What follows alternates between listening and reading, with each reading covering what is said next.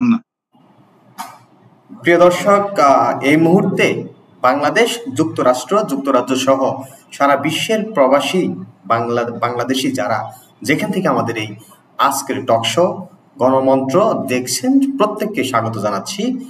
আপনাদেরকে স্বাগত জানাচ্ছি। সেই সঙ্গে আমাদের আজকের যে অতিথিরা রয়েছেন, আমাদের সঙ্গে যুক্ত হয়েছেন ইতিমধ্যে এই জুলাই বিপ্লবের অসহযোগ আন্দোলনের অন্যতম সমন্বয়ক আব্দুল হান্নান মাসুদ। আমাদের সাথে যুক্ত রয়েছেন যুক্তরাজ্য বিএনপির অঙ্গ সংগঠন স্বেচ্ছাসেবক দলের সেক্রেটারি মোহাম্মদ আবুল হোসেন। একই সঙ্গে আমাদের সাথে যুক্ত রয়েছেন যুক্তরাষ্ট্রে দীর্ঘদিন ধরে সাংবাদিকতায় জড়িত সিনিয়র সাংবাদিক শাহেদ শফিক। আপনাদের প্রত্যেককে আমাদের আজকের এই আলোচনায় যোগ দেওয়ার জন্য স্বাগত জানাচ্ছি। আমি একই সঙ্গে স্মরণ করছি এই জুলাই বিপ্লবে শহীদ প্রত্যেক বীর সন্তানদের, একই সঙ্গে যারা আহত রয়েছেন প্রত্যেকের সুস্থতা কামনা করছি। পাশাপাশি 1971 সালে যাদের রক্তের বিনিময়ে আজ আমরা এই স্বাধীন বাংলা পেয়েছি তাদের প্রতিও গভীর শ্রদ্ধা জানিয়ে আমি আজকের এই আলোচনা শুরু করতে যাচ্ছি। আলোচনার আমাদের আজকের বিষয় নির্বাচন বনাম সংস্কার, কোন পথে বাংলাদেশ। প্রকৃতপক্ষে বাংলাদেশের জুলাই বিপ্লবের পর বড় একটি অংশ, তরুণদের বড় একটি অংশ মনে করেন প্রথমে নির্বাচনের আগেই বড় একটি সংস্কার প্রয়োজন। তারা মনে করেন দেশের প্রতিটি রন্ধ্রে রন্ধ্রে দুর্নীতি এবং অনিয়মের কারণে সর্বত্রই একটি বিশৃঙ্খল পরিবেশ বিরাজ করছে। আর এটিকে কেন্দ্র করেই একটি অংশ মনে করছেন আগে সংস্কার। আবার রাজনৈতিক দলদের অধিকাংশ মনে করেন এই সংস্কারটি আসলে কতদিনের হবে, নির্বাচনকে কেন্দ্র করে যে সংস্কার সেটির কোনো রূপরেখা তারা পাচ্ছেন না। আসলে আমি কথা না বাড়িয়ে আমি আসলে শুনতে চাই, আজকে আমাদের সাথে আসলে যুক্ত রয়েছেন যুক্তরাজ্য বিএনপির যে অঙ্গ সংগঠন স্বেচ্ছাসেবক দলের সেক্রেটারি। ওনার কাছ থেকে আগেই প্রথমে জানতে চাই যে আসলে বর্তমান যে সরকার যে সংস্কারের দিকে মনোযোগ দিচ্ছে সেটিকে আসলে শীর্ষ নেতৃবৃন্দ কিভাবে দেখছেন। আমরা গতকালকে কিন্তু তারেক রহমানেরও কিছু দিক নির্দেশনামূলক বক্তব্য দেখেছি। তার বাইরে গিয়েও যদি বলি যে আসলে বিএনপি সহ অন্যান্য রাজনৈতিক দল এই সংস্কারকে কিভাবে দেখছেন, আমরা একটু আগে এটা জানতে চাই।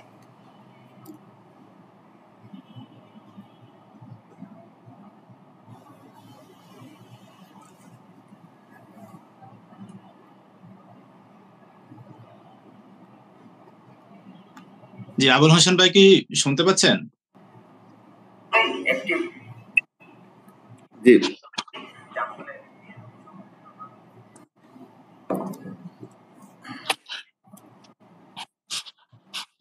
জি, আমাদের প্রোগ্রাম শুরু হয়ে গেছে। যে উপস্থাপক একটা প্রশ্ন রাখছিলেন, একটু যদি।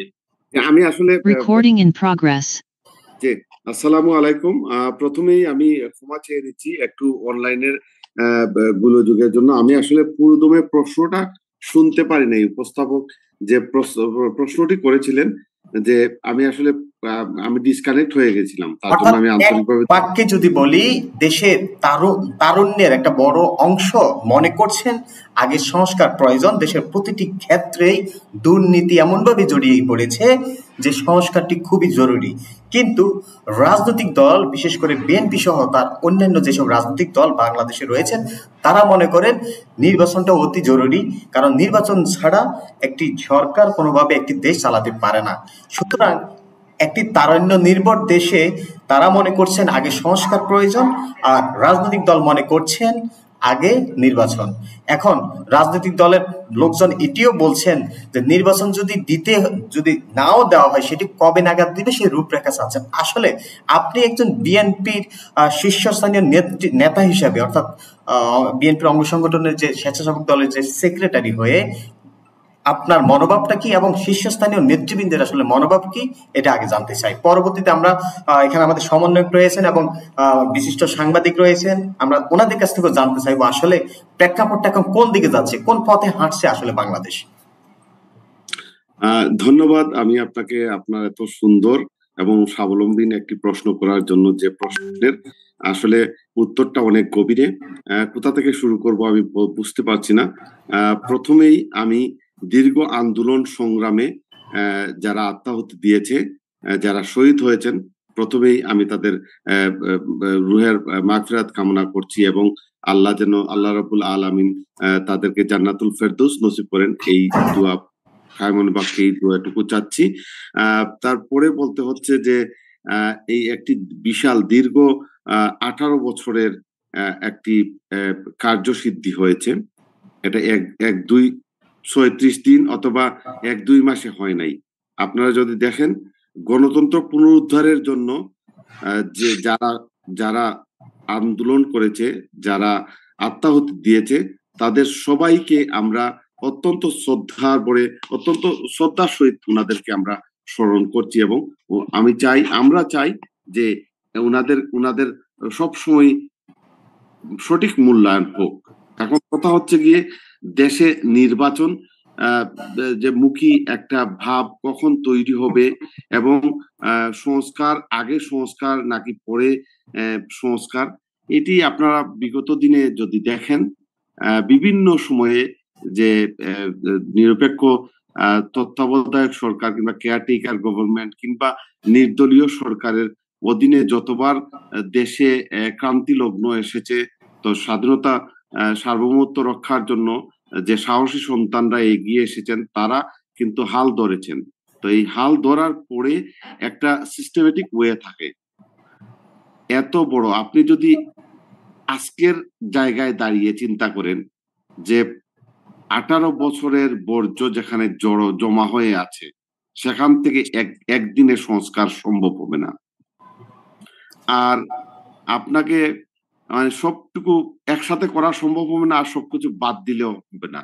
এখন কথা হচ্ছে গিয়ে যে কিছু অভিজ্ঞতা নিয়ে নতুন পুরাতন মিলে অভিজ্ঞতা সঞ্চার করে একটি বেসিক সংস্কারের দরকার। তারপরে গণতন্ত্রকে আপনি টিকিয়ে রাখতে হলে সেখানে ইসলামী মূল্যবোধ বা জাতীয়তাবাদ অথবা জাতিসত্তাকে টিকিয়ে রাখতে হলে আপনাকে একটি গণতান্ত্রিক প্রক্রিয়ায় দেশ পরিচালনা করতে হবে। ওকে, আপনার কথায় সংস্কারটাও আপনি চাচ্ছেন, পাশাপাশি নির্বাচনটাও আসলে গণতান্ত্রিক প্রতিষ্ঠার জন্য আপনি চাচ্ছেন। এখানে একটা কথা না বললেই জরুরি, আমাদের নেতা গতকালকে একটি বক্তব্যে আমাদের ভারপ্রাপ্ত চেয়ারম্যান জনাব তারেক রহমান সাহেব বলেছেন যে কোনো অবস্থাতে যেন এই বর্তমান এই সিচুয়েশন থেকে পরাজয় বরণ করা যাবে না, এটাই হচ্ছে গিয়ে শেষ। ওনার কথার সূত্র ধরেই এবং আপনাদেরও অনেকেই শীর্ষস্থানীয় যে নেতৃবৃন্দ আপনারা রয়েছেন প্রত্যেকে কিন্তু এই নির্দেশনা দিচ্ছেন। আমরা গত কয়েকদিন বাংলাদেশে সমন্বয় যারা রয়েছে এই জুলাই বিপ্লবের এবং এই সরকারের সাথে সমন্বয় করে যারা দেশ পরিচালনায় সহযোগিতা করছে, তাদের অনেকেই বিবেকীয় সফরে গিয়ে সেখানে নানামুখী বাধার সম্মুখীন হয়েছে। সেটা আমি আসলে সমন্বয়ক আব্দুল হান্নান মাসুদের কাছ থেকে শুনবো। এরপরে কিন্তু আপনার প্রশ্নে আসতে চাই যে আপনারাও চাচ্ছেন যে সংস্কার প্রয়োজন, কিন্তু আবার বিবেকীয় সফরগুলো বা বর্তমান যে যারা দেশ চালাচ্ছে তারা কিন্তু রাজনৈতিক বিভিন্ন আমি স্পষ্ট করে যদি বলি যে বিএনপি সহ বিভিন্ন রাজনৈতিক দলের দ্বারা মনোমালিন্যের মধ্যে দিয়ে যাচ্ছে একটা মনে হচ্ছে। এটা আমি আগে আব্দুল হান্নান মাসুদের কাছ থেকে শুনে আসতে চাই যে সম্প্রতি উনি বিবেকীয় সফর শেষ করে এসেছেন, তিনিও নানামুখী বাধার শিকার হয়েছেন। সেখানে আসলে তার মানে কি দাঁড়াচ্ছে, আপনাদের যে শীর্ষস্থানীয় যে নির্দেশনা সেটা কি তৃণমূল পর্যন্ত পৌঁছাচ্ছে কিনা, এটা আমি একটু আব্দুল হান্নান মাসুদের কাছ থেকে শুনতে চাই। আব্দুল হান্নান মাসুদ, আপনি যদি শুনে থাকেন একটু আপনার এই কয়েকদিনের অভিজ্ঞতাটা আমাদেরকে একটু জানাবেন। আমরা আসলে হচ্ছে বিবেকীয় সফরে যখন যারা জীবন বাজি রেখে সফল করেছে সাংবাদিকের ভূমিকা রেখেছে, তাদের সাথে কথা বলার জন্য মন্তব্য করার জন্য বা বিবেকীয় সফরে যাই। আমার দায়িত্ব করে হচ্ছে পুলিশ বিভাগে। আমি একটা টিম নিয়ে সেখানে যাই, যাওয়ার পর থেকে বিভিন্ন জায়গায় বাধার সম্মুখীন হই। সেখানে বাধার ক্ষেত্রে আমি বিভিন্ন জায়গায় কিছু ফেস আমার সামনে চলে আসে, যাদের নেতৃত্বে বাধাটা হয়। মধ্যম সারি ছাত্রদল, স্বেচ্ছাসেবক দলের নেতারা, তাদের নেতৃত্বে বিশ্ববিদ্যালয় করে আমার যত জায়গায় বাধা দেওয়া হয়েছে প্রত্যেকে। এরপর আমি যখন হাইকমান্ডের সাথে যোগাযোগ করে তারপর হচ্ছে সেখানকার জেলা নেতৃত্ব সেখানে আসলো, তারপরে ওরা আবার চলে যায়। বিষয়টা এইভাবে হলো। এই ক্ষেত্রে আমরা যখন হচ্ছে এর আগের দিন পরশু দিন মহাসচিব স্যারের কথা শুনে আমার কাছে আশ্চর্য লেগেছে যে হচ্ছে নির্বাচন চেয়েছেন। গতকালকে আমরা অপেক্ষা করছিলাম যে হচ্ছে তারেক সাহেব কি বলেন। উনি অত্যন্ত ম্যাসিউর এবং অত্যন্ত পলিটিক্যাল কনসাসনেস এর সহিত এই দেশের মানুষের যে চাচ্ছে সেরকম একটা বিষয় ধারণ করে কথা বলতেছে। এখন আমাদের বিষয়টা হচ্ছে বিএনপি মির্জা ফখরুল সাহেবের কথা এবং তারেক রহমানের কথা, বিএনপি ফার্স্ট ম্যান আর সেকেন্ড ম্যানের কথা হচ্ছে এতটা ফারাক থাকে আসলে কথা।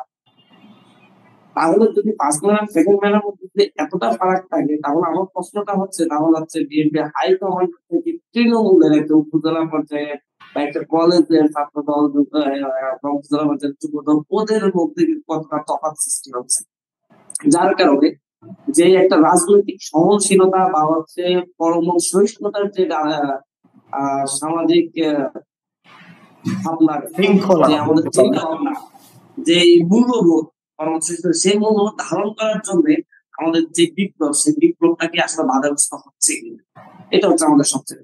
আরেকটা বিষয় হচ্ছে আসলে হচ্ছে আমরাও স্বীকার করি যে হচ্ছে যেই পরিমাণ রাষ্ট্রের ক্ষতি হয়েছে, আমি বলবো না যে ফ্যাসিস্ট হাসিনার সময় হয়েছে, মেজর জিয়া 4 বছরে কিছুটা সংস্কার করে দিয়ে গেছেন রাষ্ট্রে, 77 থেকে 81 সাল, এই 4টি বছর। তার আগে 72 থেকে শুরু করে 2024 সাল পর্যন্ত এই রাষ্ট্রে শুধু ক্ষতি হয়েছে, কেউই সংস্কারে হাত দেয়নি। প্রত্যেকটা জায়গায় যারাই ক্ষমতায় গিয়েছে মেজর জিয়ার আগে, মেজর জিয়ার পরে, প্রত্যেকেই ক্ষমতা কেন্দ্রিক পলিটিক্স করেছে, দেশ কেন্দ্রিক, মাতৃভূমি কেন্দ্রিক, সার্বভৌমত্ব কেন্দ্রিক, দেশের জনগণ কেন্দ্রিক পলিটিক্স কেউই করে। আপনার কাছে সুনির্দিষ্ট প্রশ্ন হচ্ছে, আপনি এই যে বিবেকীয় সফরগুলিতে গিয়েছেন, এই বিবেকীয় সফরে আপনি সহ আপনার অন্যান্য সমন্বয়কদের সঙ্গে আমরা যেটি যোগাযোগ করে জানতে পেরেছি বা অনেক গণমাধ্যমে নিউজ এসেছে যে আপনারা বাধার সম্মুখীন হচ্ছেন, এটা কি তাহলে আপনার স্পষ্ট হচ্ছে কিনা যে আসলে রাজনৈতিক দল হিসাবে বিএনপি বা অন্যরা আপনাদেরকে প্রতিপক্ষ ভাবা শুরু করেছে তৃণমূলের যারা আছে, এটা কি আপনি স্পষ্ট মনে করেন? আসলে আমরা সেটা বলতে চাচ্ছি না। বিএনপির হাইকমান্ড থেকে চাঁদাবাজি দখলদারিত্বের বিরুদ্ধে খুব অবস্থান নেওয়া হয়েছে, কিন্তু বিএনপির তৃণমূল পর্যায়ে কন্ট্রোল নেই। আমি অনেক সিনিয়র নেতাদেরকে জিজ্ঞাসা করলে ওনারা অনেক ক্ষেত্রে বলেন যে আসলে আমরা ওদের কন্ট্রোল করতে পারতেছি না। বিএনপি যেই ধরনের উদ্যোগ নিচ্ছে আশা করি সামনে অতি দ্রুত কন্ট্রোলে আসবে।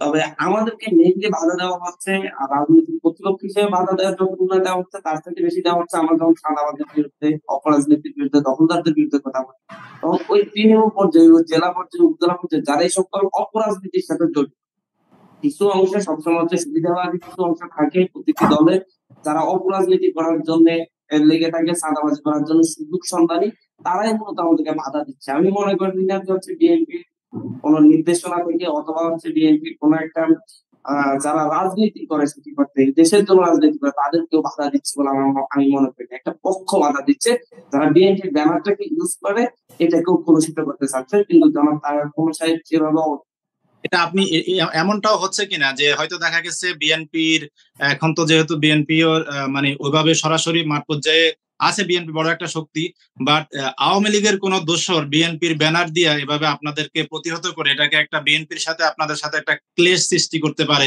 এরকম কোনো কিছু আপনি দেখছেন কিনা? বা এরকম এটা অবশ্যই আপনারা যারা সংবাদ মাধ্যমে কাজ করেন আপনারা অনেক জায়গায় তুলে আনছেন। শুধুমাত্র হচ্ছে আওয়ামী লীগে যারা চাঁদাবাজি করতো তারা এখন বিএনপির ব্যানার চাঁদাবাজি শুরু করছে, এখন হচ্ছে দল চেঞ্জ করে, মানে হচ্ছে কাপড় চেঞ্জ করে কিন্তু এই ক্ষেত্রে আশা করি হচ্ছে দল হিসাবে একটি রাজনৈতিক মেজর জিয়া দল হিসাবে আমি বলবো মেজর জিয়া দল হিসেবে বিএনপির নেতৃবৃন্দ আরো বেশি সতর্ক হবে, একটা সহিষ্ণু রাজনৈতিক পরিবেশ তৈরি হবে। না হয় আর আমার সবথেকে বড় প্রশ্ন হচ্ছে একটা দল কিভাবে বলে যে হচ্ছে ওরা রাজনৈতিক দল করার কে দিয়েছে?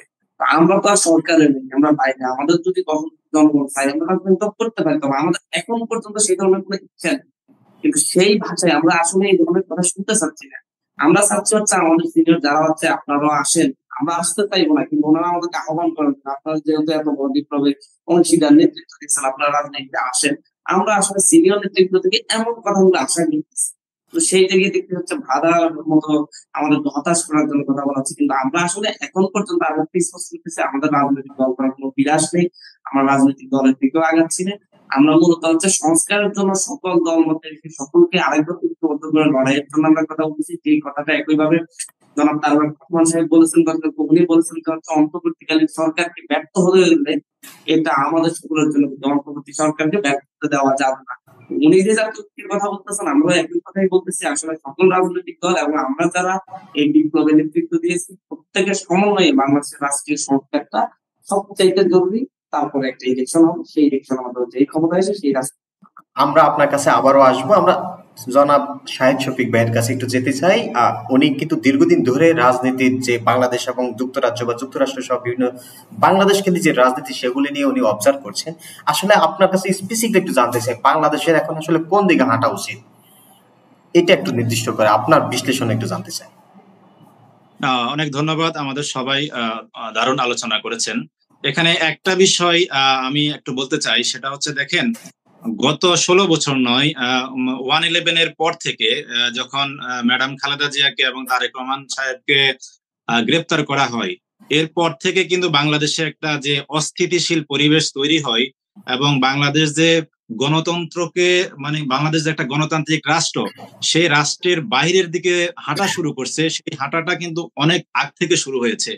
এরপরে আমরা অনেকগুলো নির্বাচন দেখেছি, আমরা অনেকগুলো দেশের প্রেক্ষাপট দেখেছি। বাংলাদেশের কোন নির্বাচন, কোন যে বাংলাদেশ যে একটা গণতান্ত্রিক রাষ্ট্র, সেই রাষ্ট্রের কোনো কিছুই কিন্তু এদেশে গত 16 বছর বলেন বা 18 বছর বলেন এখানে উপস্থিত ছিল না। এখন দীর্ঘদিনের একটা শোষণ, বঞ্চনা এবং দীর্ঘদিনের একটা জঞ্জাল, এই আমাদের হান্নান মাসুদের মতো ছেলেরা যখন একটা হান্নান মাসুদ সহ বা আরো বাংলাদেশের যে ছাত্র জনতা ঐক্যবদ্ধ হয়ে একটা প্রতিরোধ গড়ে তোলে, স্বৈরাচারী একটা সরকারকে বিদায় দিয়ে নতুন করে একটা মানে স্বপ্ন দেখিয়েছে, সেই স্বপ্নটা এখন মাত্র স্টার্ট হয়েছে। সেই স্বপ্নটা পূরণের মাত্র প্রথম ধাপ শুরু হয়েছে। তো এখানে একটা জিনিস এখানে বোঝা উচিত, আমাদের সব পক্ষকে আমি মনে করি এখানে একটা সহাবস্থান রাখা উচিত এবং সর্বোচ্চ নাক কান চোখ খোলা রাখা উচিত।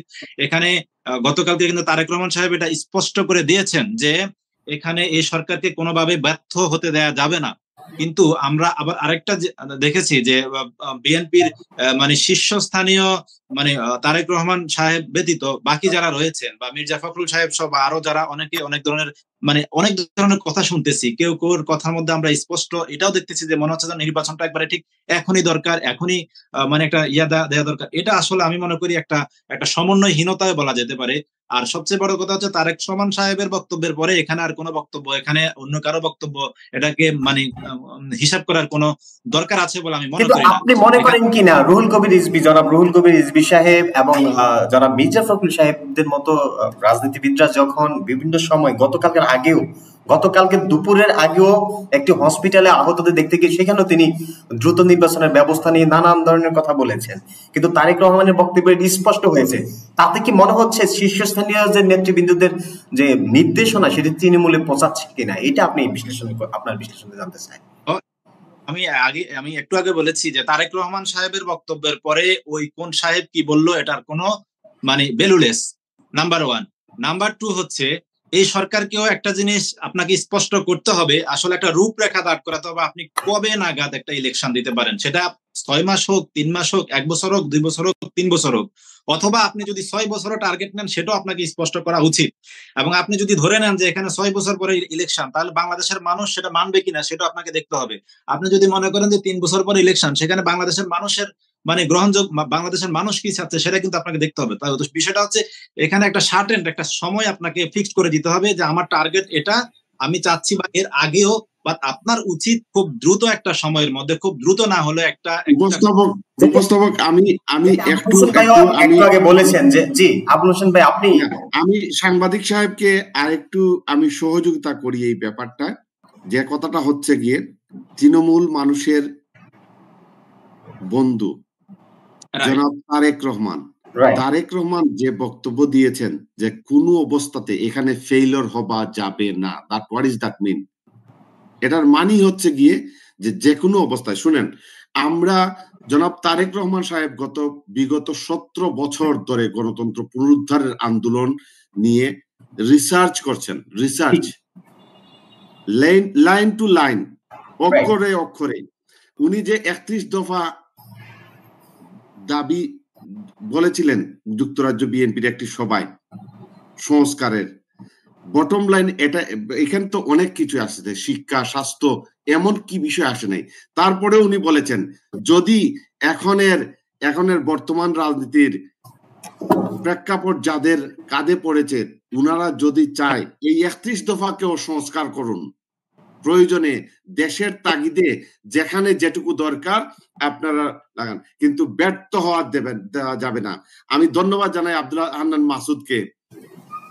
এই জানি না আব্দুল হান্নান মাসুদের বয়স কত, আমি 50-এর উপরে, কিন্তু শহীদ জিয়াউর রহমানের দল করছি, জনাব তারেক রহমানের নির্দেশে গণতন্ত্র পুনরুদ্ধারের জন্য যে আন্দোলন চালিয়ে যাচ্ছি গত 18 বছর ধরে, বিশ্বের বিভিন্ন parliament, amnesty international, world human rights, British parliament এবং অনেক বিশ্ব মিডিয়ার সামনে দাঁড়িয়ে আমরা যে স্লোগান গুলায় মুখরিত করেছি, সেই স্লোগান গুলা যে আমাদের নবপ্রজন্মের কোটা সংস্কার আন্দোলনের ভাইয়েরা টুটস্থ করে, কণ্ঠস্থ করে, মুখস্থ করে বারবার দিয়ে, যে এই আপনি একটা কথা মনে রাখতে হবে, শেখ হাসিনা কিন্তু এত সহজে পালিয়ে যাওয়ার লোক না। পারিবারিকভাবে তারা কিন্তু এই শিক্ষায় শিক্ষিত। আপনি 71-এর পটভূমিতে দেখেন শেখ মুজিবুর রহমান সাহেব দেশ ছেড়ে চলে গেছেন, আপনি 75-এ আসেন শেখ হাসিনা পালিয়ে গেছেন। আপনি যত দুর্যোগময় সময়, আর যদি এখানে আমার দল দেখেন, বেগম খালেদা জিয়া, আপনাদের মনে আছে, আপনারা সাংবাদিক যারা এখানে উপস্থিত আছেন, খালেদা জিয়া বলছেন দেশের বাহিরে আমার কোথাও কোনো ঠিকানা নেই। খালেদা জিয়া গণতন্ত্র পুনরুদ্ধারের জন্য অবরুদ্ধ হয়ে 3 মাস বালির চাপে গেট বন্ধ অবস্থায় দিন খাল কাটিয়েছেন, আপনাদের মনে আছে? নিশ্চয়ই মনে আছে সবারই। আমি আব্দুল হান্নান মাসুদ সহ যাদেরকে বলি যে তৃণমূলের এত বড় বিশাল একটি দল, আপনি 20 কোটি মানুষের দেশে সর্ববৃহৎ একটি দল হচ্ছে জাতীয়তাবাদী দল, সেই জাতীয়তাবাদী দলের কোথায় কোন কজর পাড়াগায়ে কোন নেতা কর্মী কি বলল, ওই সমস্ত হিসাব নেই। আপনি দেখতে হবে গণতন্ত্র পুনরুদ্ধারের আন্দোলনের জন্য যিনি মাইলস্টোন হয়ে কাজ করছেন তারেক রহমান কি বলছে। যদি তারেক রহমানের কোন শব্দ চয়নে কোনো কোথাও আপনারা বাজ পান, সেটা বলেন, সেটা জাতীয়তাবাদী দল, আমার দল, এখানে আমার দলের নেতৃবৃন্দ এটার প্রপার এক্সপ্লেনেশন দেবে। তার মানে দাঁড়ালো গতকাল সন্ধ্যার পর থেকে এখন থেকে সমন্বয়ক যারা আছে বা যারা রাষ্ট্র পরিচালনা আছে, তাদেরকে তৃণমূলের কেউ আর প্রতিপক্ষ ভাবার সুযোগ নেই, স্পষ্ট। আমি আমাদের সাথে একটু এখন শুনুন ভাই, এটা কখনো ভাবেননি। আর এটা নিয়ে শুনেন, উনারা 36 দিন আন্দোলন করেছে, আর তারেক রহমান 18 বছর আন্দোলন করেছেন। তারপরে উনি নিজে অসুস্থ ছিলেন, মার মানে পৈতৃক সম্পত্তি বাড়ি থেকে বের হতে হয়েছে, আপন ভাইকে হারিয়েছেন, এগুলি সবই আমরা সবই জানি, সবই দেখেছি, সবাই। আমাদের সঙ্গে শেখ জামাল সাহেব যুক্ত আছেন, তিনি আমাদের শুনতে পাচ্ছেন কিনা এখন স্পষ্ট নয়। জামাল ভাই, আপনি যদি শুনতে পান অবশ্যই মাইক্রোফোনটা আনমিউট করে চালু করে রাখুন।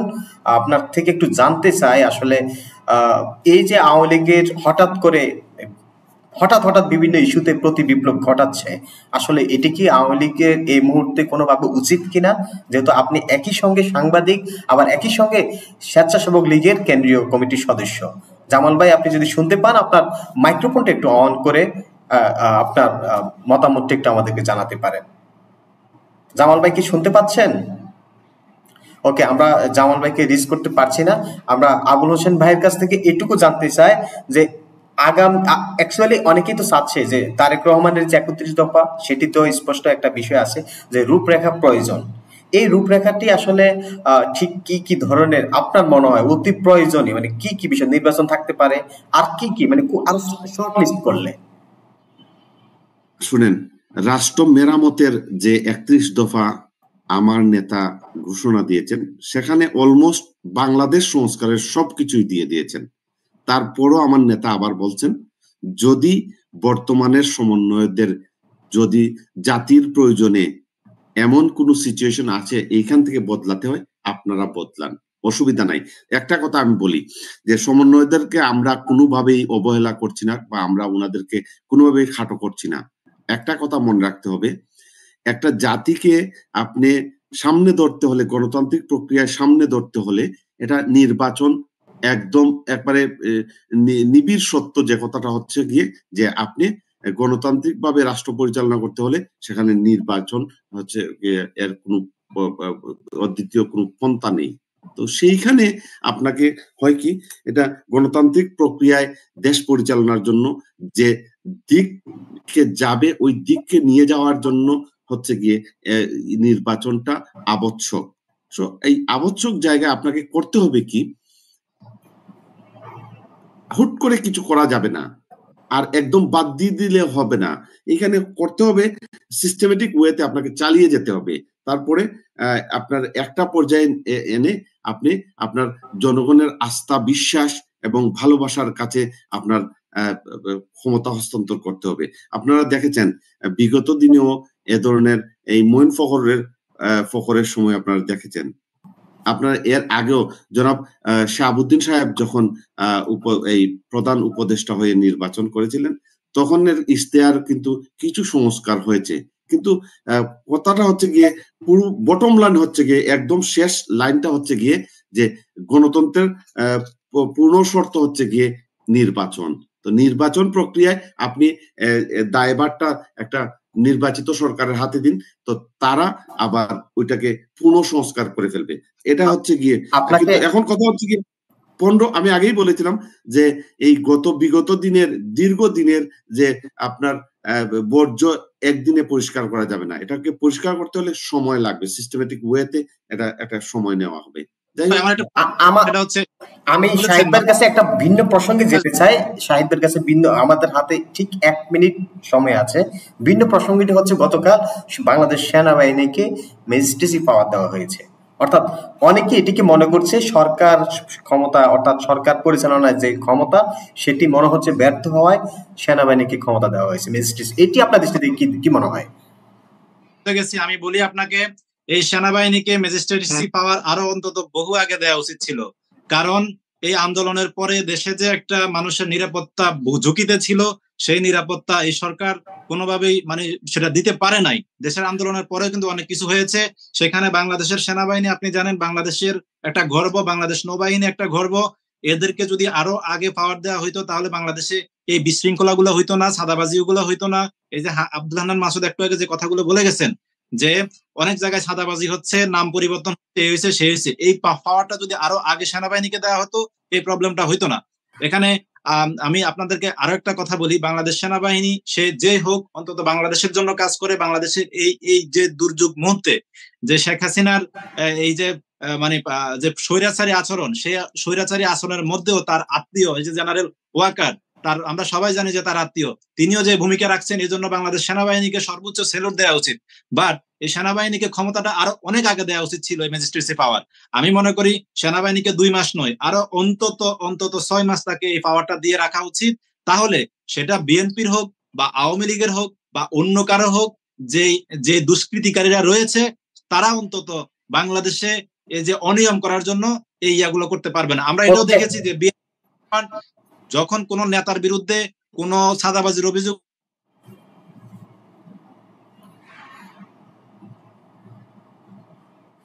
দর্শক, আমাদের হাতে আসলে সময় শেষ হয়, আমরা আসলে আজকের মতো এই লাইভটি সংক্ষিপ্ত করতে হচ্ছে। আবারও আমাদের অন্য কোনো টক শোতে আবারও কথা হবে আপনাদের। সে পর্যন্ত ভালো থাকুন।